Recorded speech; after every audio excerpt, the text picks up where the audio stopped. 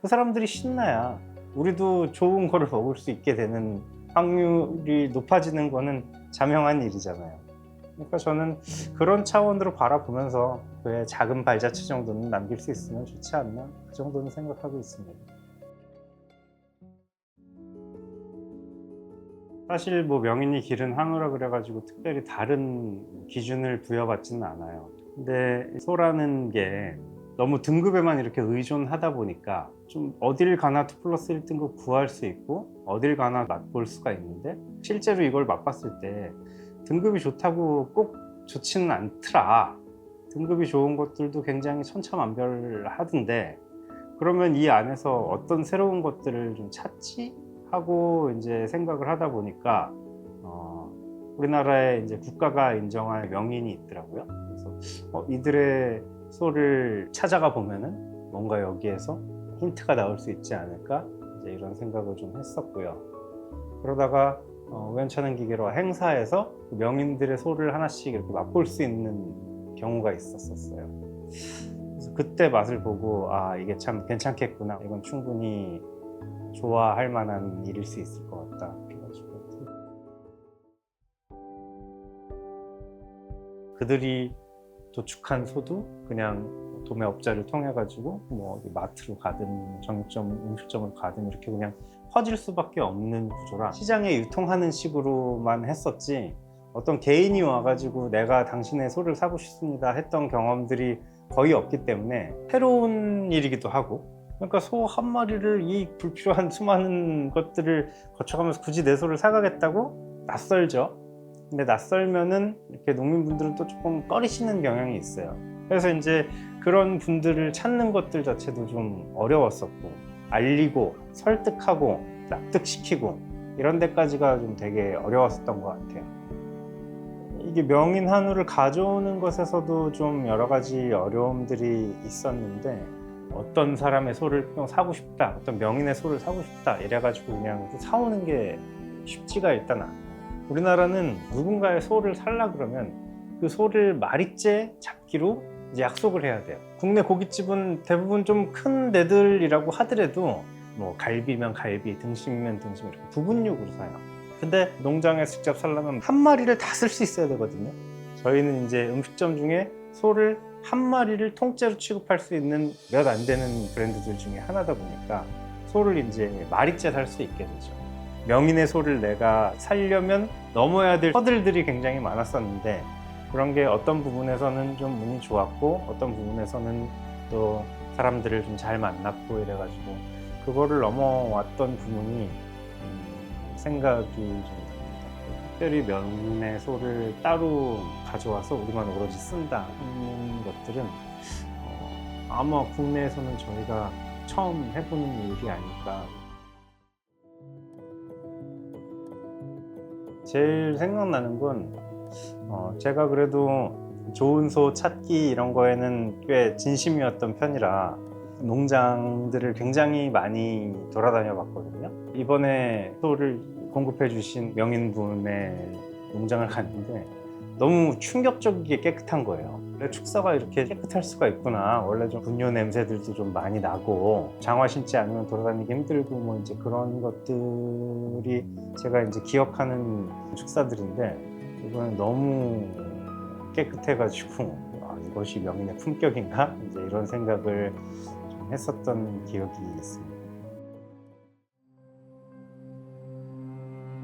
소가 맛있다라는 거는 결국 소의 종자, 사료, 그리고 어떻게 키우느냐는 사육 환경, 이런 건데, 뭐 종자야 이제 우리나라 나라에서 딱 표준화가 잘 돼 있으니까 그렇다 치고, 사료도 그렇고, 근데 생산 환경 같은 거는 결국 소를 키우는 이제 이런 분들이 얼마나 신경을 쓰고 거기에 얼마만큼 정성을 다하느냐에 따라서 이게 참 신기하게도 맛도 달라지고 품질도 달라지는 경험들을 이제 제가 여러 번 해보다 보니까 조금 아쉽다라는 생각을 했었어요. 식문화 선진국들의 이제 사례를 좀 들어볼 수는 없을 텐데, 그들은 보면 항상 중요하게 생각하는 게 어디서 키웠어, 어디서 온 거야, 누가 키웠어, 이제 이런 것들을 관심을 갖고 조명을 하더라고요.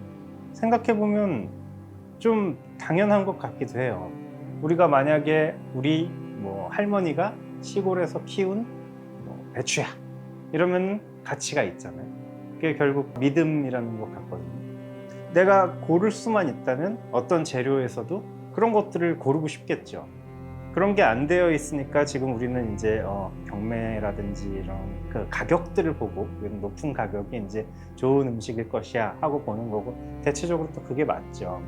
하지만 그게 조금 더 나아가 가지고 만약에 생산자한테 관심을 가질 수 있고 이게 어떠한 사람이 키운 것인지 알 수 있다면, 그렇다면은 이것은 훨씬 더 높은 가치를 만들 수 있는 그런 한우가 되지 않을까 하는 생각을 했었어요. 저는 제가 하고 싶은 거 하는 거죠.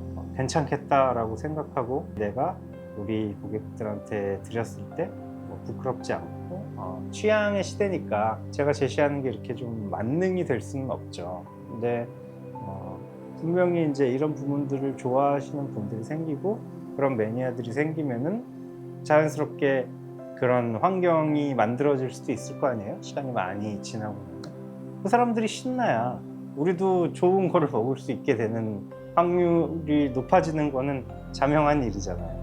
그러니까 저는 그런 차원으로 바라보면서 대단한 역할을 여기 하고 있다 이렇게까지 생각하고 있지는 않지만, 이런 것들이 이렇게 많은 시간이 흘러보면 그의 작은 발자취 정도는 남길 수 있으면 좋지 않나.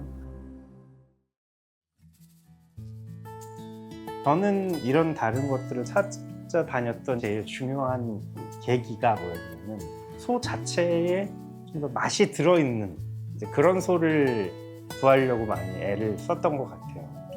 우리나라가 대략 한 28개월 정도 사육을 하고 나면은 30개월 이내에 도축을 좀 하거든요. 왜냐하면 그때부터는 소가 사료를 먹는 것에 비해서 체중이 잘 안 느니까 사료 투입 대비 이제 생산성이 좀 떨어지는 거죠. 근데 이제 소는 그때부터 맛이 좀 들거든요.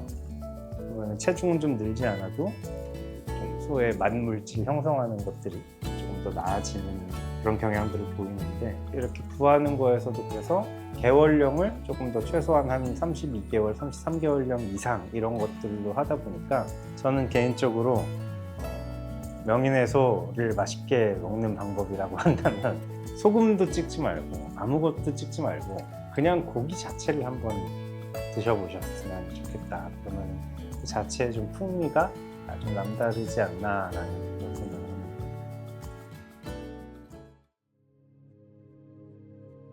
감사하다는 말씀을 되게 드리고 싶은데요. 이게 단순히 뭐 저희 가게 방문해 주셔가지고 감사합니다 약간 이런 게 아니라, 요즘 미식을 즐기시는 분들이 굉장히 많아지셨고 그분들의 니즈도 굉장히 다양해지면서 시장에도 갈 수 있는 좋은 곳들이 너무 많아졌어요. 그런 것에 비해서 저희는 좀 다소 재미없는 집일 수도 있죠. 그때 고민을 굉장히 많이 했었습니다.